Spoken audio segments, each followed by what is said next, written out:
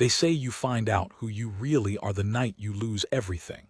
I found out I was a man who could sleep 3 hours and still show up for his daughter in the morning. That turned out to be the only thing that mattered. My name is Dale Morrow. 8 years ago, I was the head systems architect at Harlan Precision Components in Tanner Falls, Ohio. I had designed the plant's production line from the ground up, every conveyor sequence, every torque calibration loop, every redundant failsafe that kept 1,600 tons of steel moving without a single unplanned shutdown.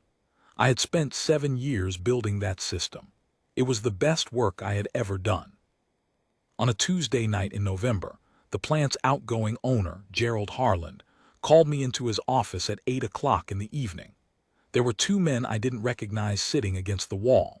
Gerald didn't stand up. He slid a folder across the desk and told me the company's auditors had found irregularities in a vendor account I managed. $340,000 moved through a subsidiary I had supposedly set up offshore. He told me the matter had already been reported to the county sheriff. He told me to leave my badge on the desk. I looked at the folder. The documents had my name on them. The signature was not mine, but it looked close enough that I understood immediately what had happened and what was going to happen next. I put my badge on the desk. I asked for 1 minute and Gerald nodded, and I called home and told Ruth, Cassie's aunt, watching my 12-year-old daughter, to keep the lights on. I walked out of that plant at 8:17 on a Tuesday night, and I never went back. Not as Dale Morrow, systems architect, not for a long time. The legal fight lasted 14 months. My attorney, a careful man named Prout, found 3 inconsistencies in the audit trail.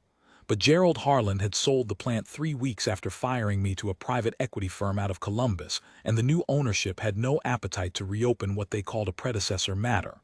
The charges were quietly dropped, not cleared, just dropped. No record correction, no reinstatement, no apology. My savings were absorbed by legal fees. My professional references had gone cold. The engineering firms I approached wanted nothing to do with a name that had appeared in a county fraud filing, even an unresolved one. I sold the house in the spring and moved Cassie and me into my father-in-law's rental property on Elgin Road. I took what work I could find: warehouse shifts, a short stint doing HVAC inspections. Then, 18 months after the night I put my badge on Gerald Harland's desk, I applied for a facilities position at Harlan Precision Components. Night shift, 11 to 7, mopping floors, replacing bulbs, keeping the bathrooms clean, logging maintenance requests. The HR coordinator who processed my application had been hired after my time. She ran my name through the standard background check, saw the dropped charges, saw no conviction, and offered me the job at $16 an hour. I took it. I want to be honest about why. Part of it was practical. The night shift kept me home during the day, and Cassie needed that consistency more than I needed my pride. But part of it was something quieter. I had built that plant. Every time I pushed the mop down the main production corridor at 2 in the morning, I could hear the conveyor sequencing exactly the way I had designed it to sequence. The torque on the secondary line ran at the pressure I had specified. The coolant system cycled on the timer I had written.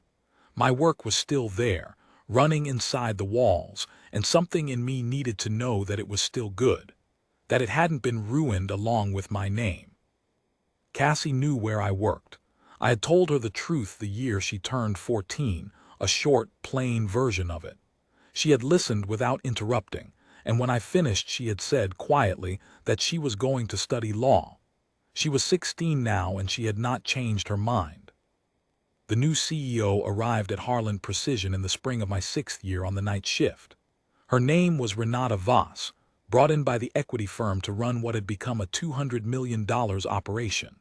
She was 41, sharp, direct, and she walked the floor twice in her first week at hours when CEOs don't usually walk floors, once at 6 in the morning, once just after midnight. The second time, I was replacing a ceiling fixture at the far end. She glanced up, said good evening, and kept walking. She was not Gerald Harland. I registered that and moved on. The failure began on a Wednesday in March. I heard it before I saw it, a harmonic in the secondary conveyor belt that did not belong, a frequency slightly off from the standard cycle. I noted it in the maintenance log at 2:14 a.m., flagged it as a potential bearing issue, and left a note for the day shift facilities supervisor. By Thursday morning, the secondary line had slowed by 11%. By Friday, it had begun throwing intermittent fault codes that the plant's diagnostic software couldn't isolate. The production manager pulled the line at noon on Friday, and by Monday morning Harland Precision had flown in an engineering team from Columbus. I watched them from the corridor, 3 engineers with laptops and diagnostic rigs, running tests on the belt drive and the torque sensors. They worked for 2 days and concluded it was a software fault in the conveyor control module. They updated the firmware. The line ran for 6 hours and failed again, harder, the primary line tripping offline, shutting down 40% of the floor. A second team arrived Thursday, then a third from the equipment manufacturer itself. They found nothing wrong with the hardware. The software showed no errors. The line kept failing and no one could say why. I knew why. I had known since Wednesday. It wasn't the bearings, and it wasn't the firmware. It was the load balancing algorithm in the primary control loop. A timing offset that I had written a compensation subroutine to handle, a subroutine that lived not in the control software, but in a secondary script file I had stored in the plant's archive server. 7 years ago I had documented it carefully because I had known that anyone who came after me and didn't read the full documentation would eventually hit this exact failure mode. The documentation was in the archive. I had put it there myself. I did not volunteer this information to the engineering teams. My restraint was not pettiness. It was the recognition that walking up to a team of credentialed engineers and telling them the solution was in an archive file filed under my name, a name attached to a fraud accusation, would accomplish nothing except getting me walked off the property. I waited. I kept my mop and my log and my maintenance schedule. And I watched them spend 8 days failing to solve a problem I could fix in 20 minutes. The right moment arrived on a Tuesday night. RENATA VOSS was in the plant at 11:30, late, the executive corridor lit, the floor mostly quiet. I was finishing the main corridor when she came through the door from the offices, moving fast, and nearly walked into my cart. She stopped and looked at me for a moment, and I could see the exhaustion in her face, the particular kind that comes from carrying other people's failures. "My apologies," she said. "No harm," I said. She looked at the floor and then back at me. "Do you know what's happening with the line?" It was a genuine question, not a rhetorical one, not dismissive. She was asking me because I was there and she was tired and she needed to ask someone. "I might," I said. "If you have a few minutes, I can show you something." She looked at me for a moment the way careful people look at something unexpected. Then she said, "Lead the way." I took her to the archive room on the building's lower level, a climate-controlled storage room with 2 terminals and racks of binders going back 30 years. I sat down at the terminal and navigated to a directory I had not opened in 8 years. The files were still there. The folder was labeled with my name and a project code, Marodi, HPC Control Systems V4, 2016. I pulled up the documentation file and turned the screen toward her. "The load balancing algorithm in the primary loop has a timing sensitivity that kicks in above a certain ambient temperature threshold," I said. "The plant ran cooler when it was built. 8 years of added equipment and the heating season pushed the ambient baseline up by 4 degrees. The main control software doesn't compensate for it. I wrote a secondary script to handle it and documented the whole thing." I pointed to the file date, March 2016. She was reading. She was quiet for a long time. "Who wrote this?" she said, though she was looking at the name at the top of the document. "I did." She turned from the screen and looked at me directly, at my uniform, at my cart visible through the open door, at my face. You're the night shift janitor, she said. Yes. And you designed the plant's control system. I designed the whole production architecture, 7 years from the feasibility study through the final commissioning. I kept my voice level. Gerald Harland fired me in November of 2016. He told me there had been a fraud. There hadn't been. The charges were dropped. She held my gaze. Dropped. Not cleared, dropped. I understand the distinction. She turned back to the screen and read for another minute. Then she picked up her phone and made a call. She said 4 words to whoever answered. Pull the Harland audit. She ended the call, looked at the screen again, and then looked at me. Can you fix the line? Yes. Tonight. Give me 20 minutes. She stood up. I'll walk with you. It took me 18 minutes. The secondary script was still on the archive server. I exported it, ran it through the control interface on the production floor terminal with RENATA VOSS standing 2 feet away, and restarted the line. The conveyor came up smooth. The torque held. The primary line joined it without a fault code, and the plant floor filled with the sound it was supposed to make. The sound I had designed it to make 8 years ago, when I was someone whose name was worth something. RENATA VOSS stood in the quiet and listened to it run. She didn't say anything for a while. Then she said, I want you in my office at 8 o'clock tomorrow morning, not as facilities staff. She looked at me steadily. I'm going to ask our legal team to pull every document from the Harland transition. I'm going to ask them specifically about the 2016 termination and the audit that preceded it. I looked at her. Why? Because a man who documented a control system this thoroughly and then came back to mop the floors of the plant he built, that man did not commit fraud. She said it plainly, without drama. And I don't run a company on a lie I inherited if I can correct it. I didn't say anything. There wasn't much to say. She held out her hand. I shook it. Her grip was firm and direct, the grip of someone who meant what she said.